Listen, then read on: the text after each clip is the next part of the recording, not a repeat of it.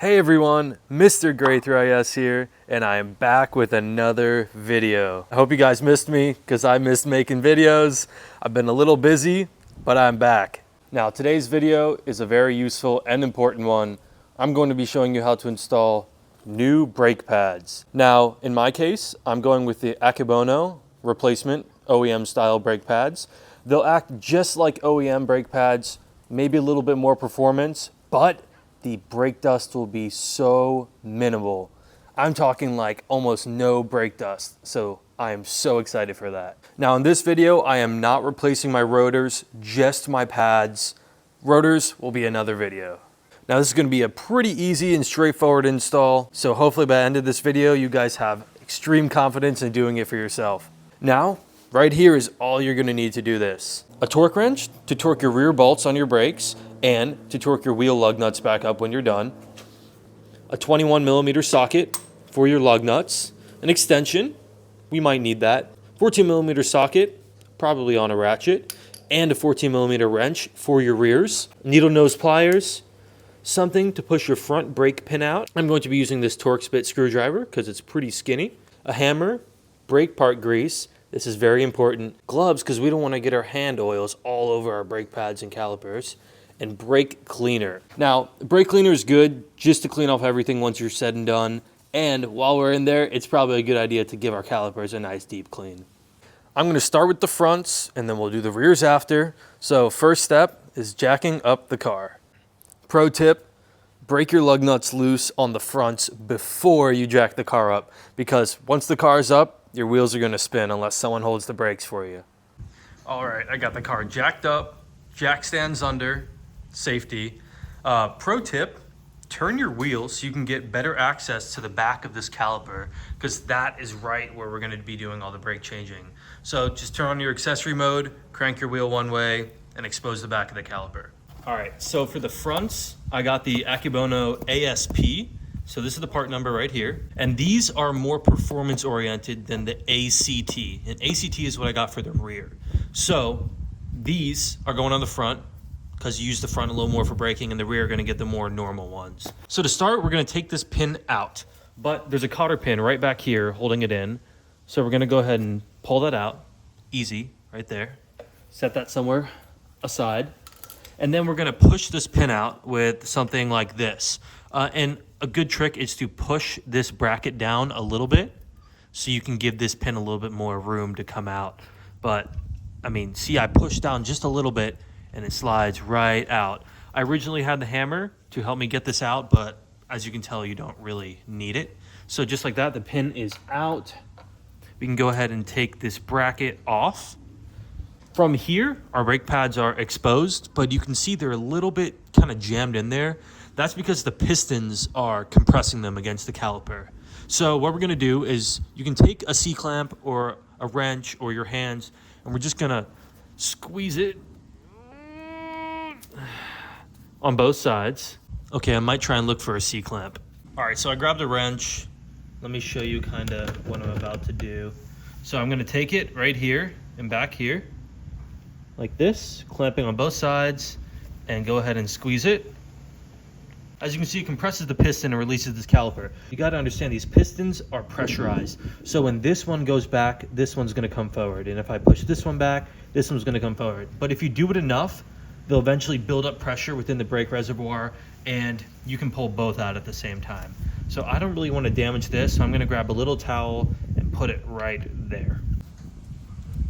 So as you can see, that one moved right back. I'm going to go ahead and do it again. And boom. Now you can see they're both very loose. Easy. Easy, easy. Okay, so from here, we can go ahead and pull this straight out. And as you can see, my pads, they're about 3mm left. And I'll show you what a new pad looks like. So here's a new pad, and here is my old pad. My fronts were definitely ready for a change, but you can even see they're pretty OEM style. Let me flip that around for you. And yeah, these Akebonos should fit perfectly fine. Now, this little metal plate on the back of either of these are called brake shims. This Akebono one comes with one, and so does obviously the Lexus one. I've read things about how this Akebono one can make the area squeaky if you either don't use a shim, obviously, or if you possibly use this one. So just to prevent that, I'm going to go ahead and take this Lexus OEM one off and transfer it onto the new Akebono ones. But pretty much you're going to take both out and put the new ones back in. Take the old one off of here, put the existing Lexus one back on. It literally clicks right into place. Now, a very important step is using brake grease and greasing up this whole area, because if you don't, it's going to squeak. The two things you need to do is use a shim and grease the back of your pad, because it will squeak, squeak, squeak if you don't. And that's the main issue that people have with squeaking, is not greasing it and not using a shim. Okay, so you're gonna go ahead and squeeze some onto here. That should be good. We can go ahead and rub it all in with our finger. And boom, just a nice even coat on there. We can go ahead and slide it back in. Okay, so there might be a little bit of an issue with the pistons being out too far. Fit your new thicker pad in, but all you have to do is put your fingers behind here and compress the top one and the bottom one at a time, and they'll eventually lay flat, and you'll be able to get your new thicker pad in. So this one's nice and greased up. We're gonna go ahead and slide it in. Boom. There you go, that one's in. So now we just gotta do this other side. Now, one way you can tell that the inner one is it'll have this clip, and the new one also comes with this little clip here. So it's gonna be the same process. I'm gonna transfer over the OEM shim to this side, lube it up, we're gonna stick it back in. So the other side is all lubed up. I'm gonna go ahead and grab it by here, slide it in just like the first side. Nice. So from here, you're done with your first front. It's pretty simple.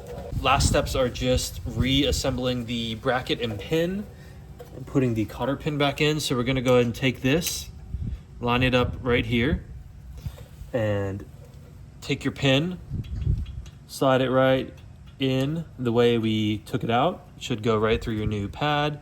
Remember, push this little bracket down a little bit to get the pin through, and it should push all the way through out the side, and you'll hear that little click. That means the back of it has hit the backing. And then you locate the hole right there. Take this cotter pin that you took out, and you're gonna slide it right back in like that. It will click right into the groove.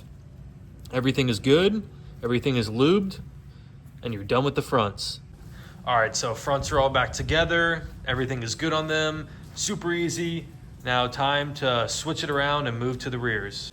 All right, so the rear is all jacked up, wheel is off, everything is ready to go. So for these, they're slightly different than the front. You can't use my pro tip of turning your wheel because if this turned, then something would be broken.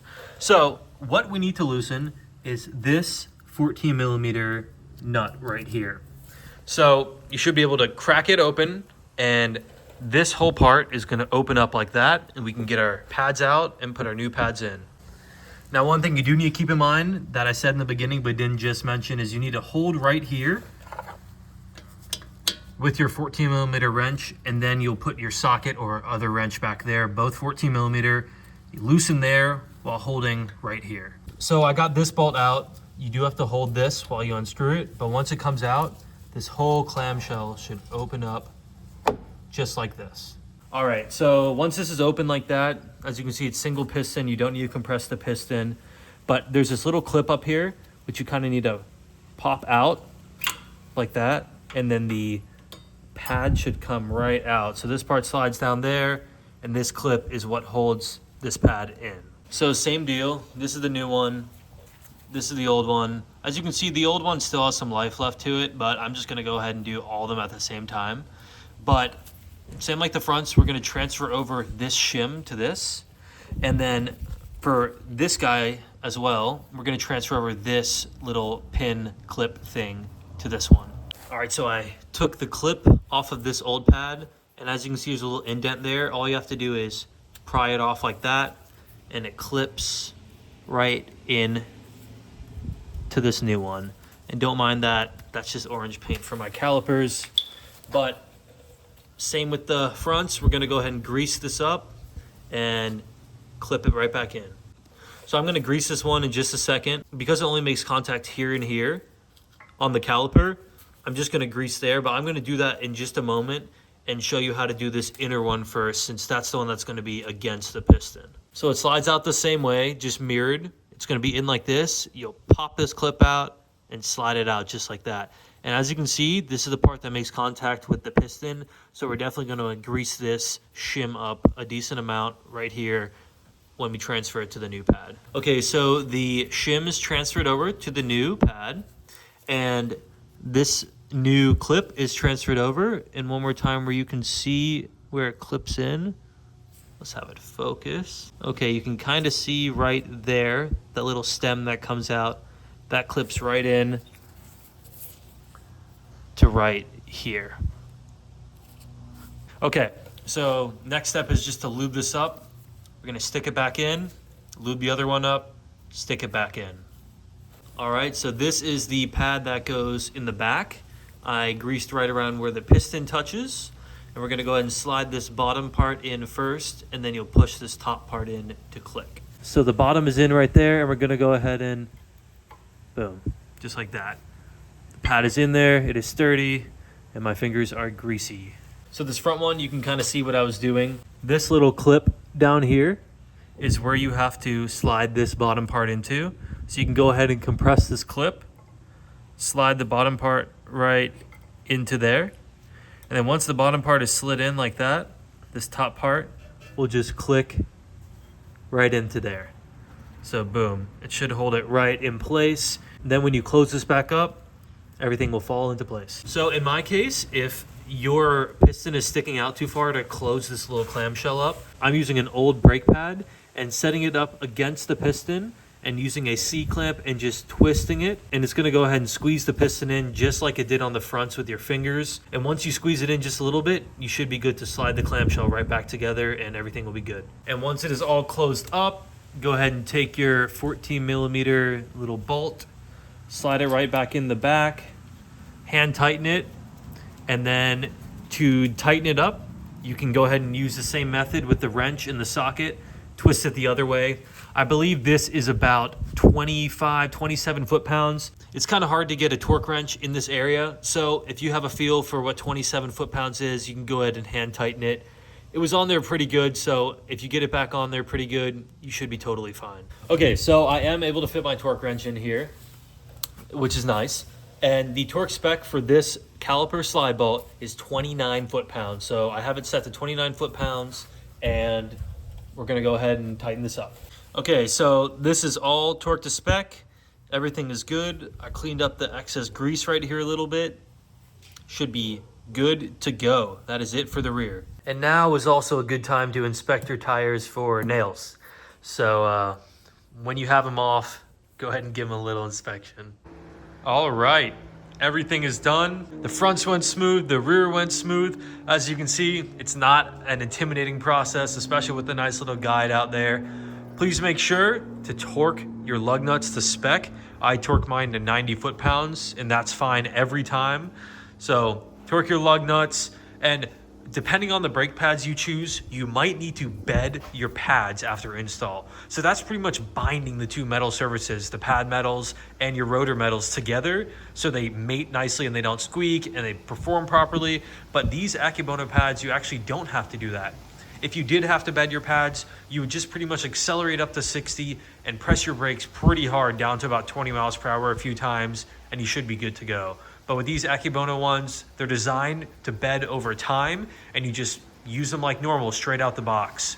So just taking my car off of the ramps and off of the jack, the brakes feel great. They feel normal. There's no squeaking. They're super smooth. So I'm gonna go on a little drive, of course, make sure everything is great, and I'll take you guys along with me.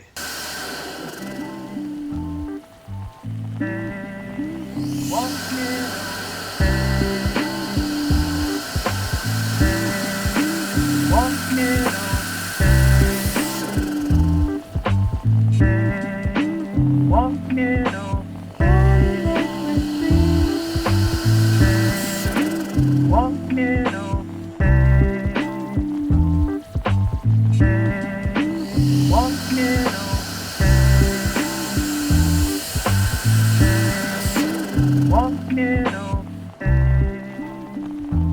the most tremendous new musical experience you can have.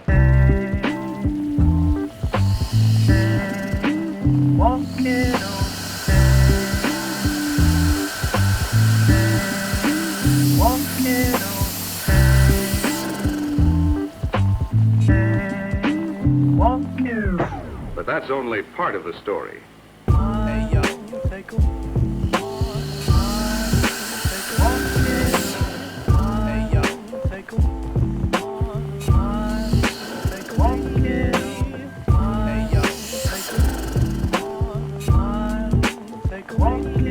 Well, as you can probably tell, everything works great. Not only do they feel new, but they just have this bite to them that feels so good.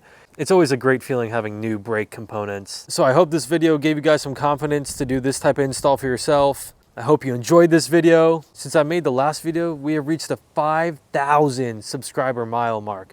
Oh my gosh, you guys give me so much continuous support, and I appreciate each and every one of you. As usual, if you have any questions or comments, leave them in the comments below. Please feel free to DM me on Instagram at gray_3is. I'll answer all your DMs. I'm always on there. If you just want to chat, or if you have a question, or you want to send me pictures, please feel free. I'll always respond. Thank you guys for tuning in. This has been Mr. Gray 3is, and I'll see you in the next one.